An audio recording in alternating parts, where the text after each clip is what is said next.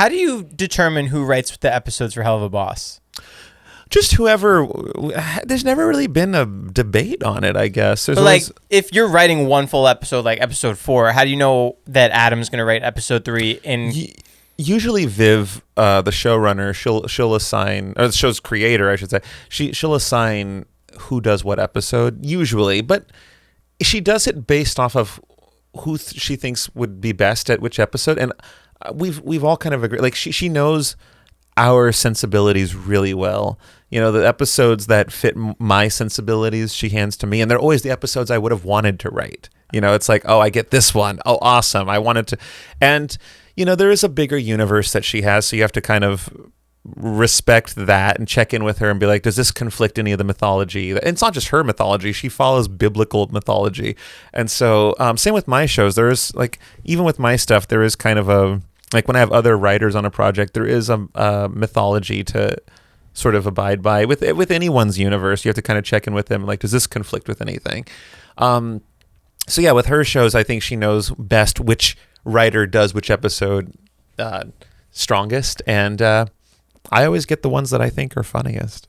So, is it easier for you to write a Helluva Boss episode rather than something for yourself? No, it's harder.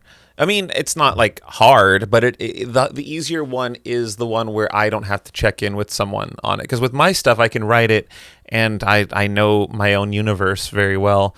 With Helluva Boss with anything that's in Viv's universe, it is tougher because I don't know the universe as well. I'm not playing in my house necessarily.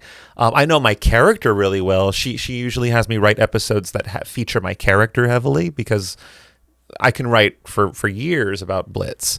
But the universe itself it's like a combination of her mythology and biblical mythology, and and I feel like some of the fans probably even know the rules better than I do of her world. But yeah, I'm very happy in my little office corner of IMP with Blitz, and that world I know very well.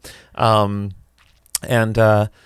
it's crazy. I feel like this is a character I get to retire with, because I go to these conventions and there's voice actors signing autographs on characters from like 20 or 30 years ago.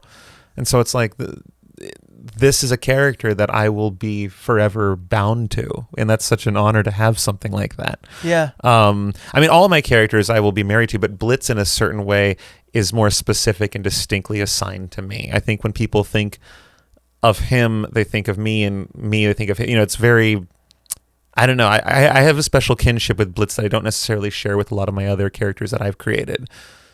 And I think it's just because he's so, I want to say he's like a version of me that Viv created. I almost feel like Viv had me in mind for the part and created this like kooky, you know, imp with a lot of my life features.